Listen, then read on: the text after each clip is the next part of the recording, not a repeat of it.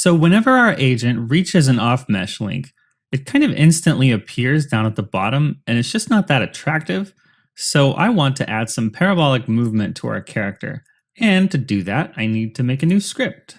So I click my character in the hierarchy, click Add Component, and let's type nav mesh jumper. That'll be the name of our script. So let's open up nav mesh jumper in Visual Studio. And I want to add using UnityEngine.ai. Again, that'll let us use NavMesh agents. So let's delete all of this. And what I want to do is create a new coroutine for the start function. So for us to get parabolic movement, we need to create two coroutines. So let's type IE numerator and start.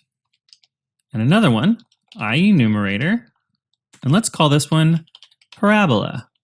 And let's give this one an input of a navmesh agent called agent, and a float called height, and another float called duration. In start, first let's declare a new navmesh agent and call it agent. And let's set it to get component navmesh agent. Then let's set agent.autoTraverse off mesh link to false. Now let's create a while true loop.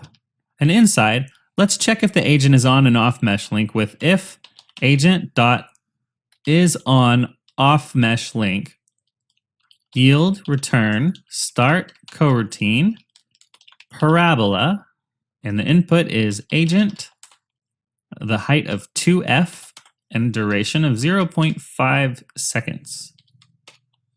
And after that, we'll type agent.complete off mesh link. Then yield return null. Now let's create the parabola function. First, we need our off mesh link data. So let's type off mesh link data equals agent.current off mesh link data. We need a vector3 called start pause. Let's set that to the agent.transform.position. We need another vector3 called end pause. Let's set that to data.endPause. We need a float to represent time. Let's set that to 0f. Now we need a while loop. While time is less than 1f. Now inside of here, let's declare a y-offset float, and let's set it to height times time minus time times time. And that'll create the parabola height. Then let's lerp the position with agent.transform.position equals vector3.lerp start pause, comma, end pause, comma, time plus y offset times vector3.up.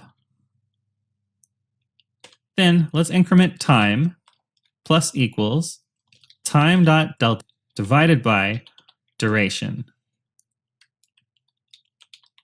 And finally, yield return null. Let's test it out.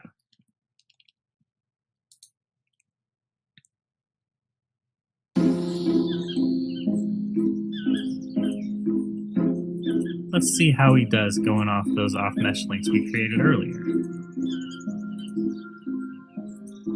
All right, nice little parabola jump there.